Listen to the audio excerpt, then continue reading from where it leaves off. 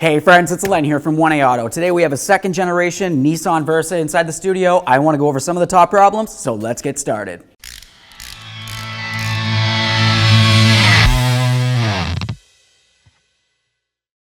Now for our first problem, you know me, I always like to talk about safety. For this one, it's going to come down to your automatic transmission. Some of the symptoms you might find if you're having an issue with the transmission in your car is that maybe your RPMs are sitting where they're supposed to be, you start to accelerate, you notice that they're going up, but for some reason the car's speed isn't going up.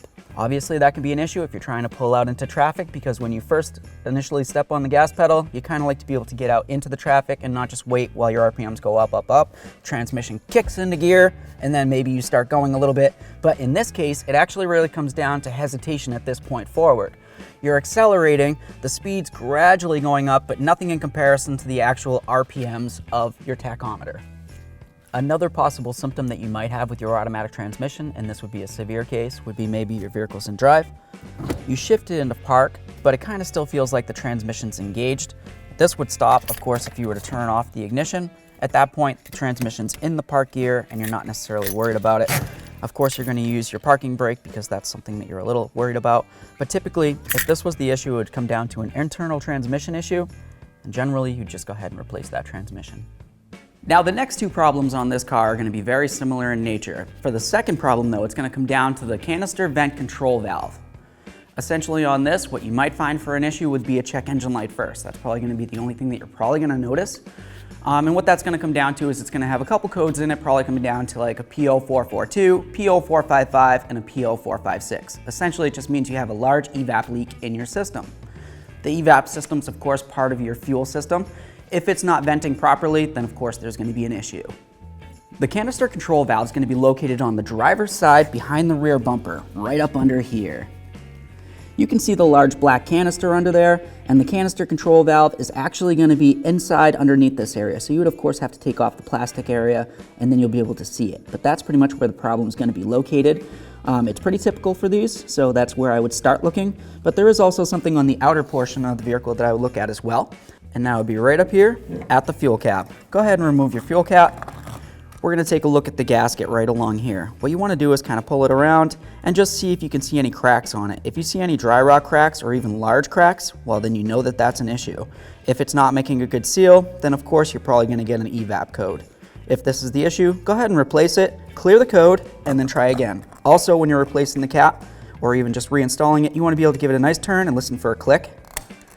If you don't hear a click, then that means that it's damaged inside, and that's probably not sealing as well.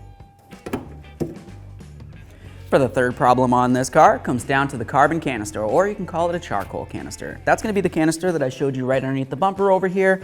We had a nice look at it with the last problem. It's going to be pretty much the same type of issue, except in this case, it's not necessarily it's going to come down to a check engine light with a code saying you have an evap leak. This one, other symptoms that you might find would be when you go to the fueling station and you go to, of course, gas up, you take off your cap here and you're filling, and it seems like the pump goes for a second and then cuts out. You push it again, goes for a second, cuts out. What's happening? You listen a little closer as you do it, and you can hear the fuel go in, and then it sounds like it's trying to push its way back up for some reason as it's supposed to be going down. That doesn't make any sense. The reason for that is because there's supposed to be a vent that goes through that charcoal canister. If the charcoal canister isn't doing its job properly, it's not going to be able to vent up here, and so you're going to have that gurgling system sound as you're trying to fuel up your vehicle. Now, of course, there is some diagnosing that's going to be involved for this, but typically what it comes down to is actually replacing that whole canister itself. Typically, there's some stuff inside there that we're not necessarily going to be able to get into to be able to clean or anything, so if it has an issue internally, well, what are you going to do aside from replace it? Now, for the fourth problem on this car, we're back inside, as you can tell. It's going to come down to the ignition cylinder right here. Some of the symptoms that you might find if you're having an issue with your ignition cylinder might be you get in, you put the key in the ignition, you try to give it a nice turn to start it, but nothing turns on. The dash doesn't turn on, it's completely black, and the car definitely doesn't start. You go ahead and you turn it a couple times, and all of a sudden on the third, fourth, fifth time, who knows? Wow, all right, so it's ready to go. And this time it works. So why would that be a symptom? What would cause that? Well, inside this area where the key is supposed to go to, there's going to be little locks and tumblers inside there. And they, of course, groove into this key right here. So everything needs to match up copacetically, as you have this in there, and of course turn it. If it doesn't, because it's worn, well then you're going to have an issue where the key isn't recognized by the ignition cylinder.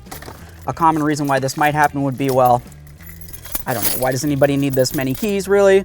But if you have a lot of keys or anything long and dangly that's hanging from here, it could put a lot of pressure on the internal tumblers inside your ignition switch, which of course is going to cause this issue.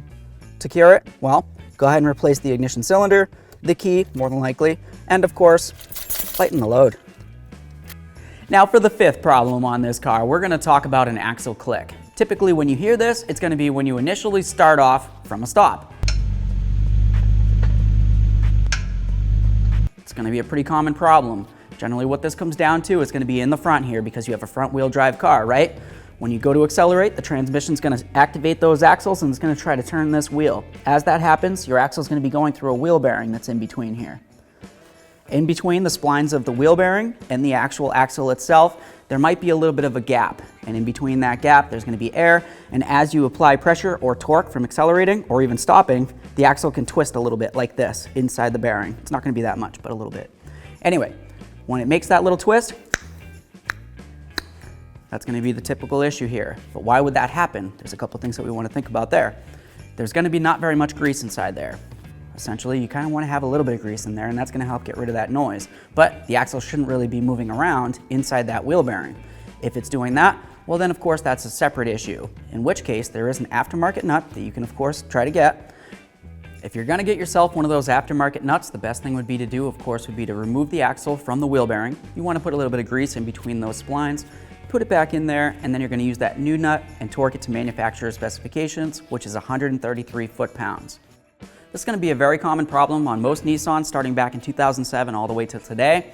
And of course, if you wanted to see a fix on that, we've done a video on it on a Nissan 370Z, so you can check out the link in the description below. Okay friends, so that's what I've got for you on top problems on a second generation Nissan Versa. I hope you liked the video and I hope you learned a little something along the way.